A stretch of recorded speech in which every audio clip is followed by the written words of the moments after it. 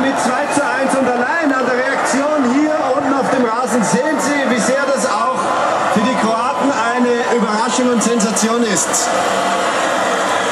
Und Deutschland wird putzheiß nach Wien kommen zum Spiel gegen Österreich, egal was mit Österreich zu diesem Zeitpunkt ist.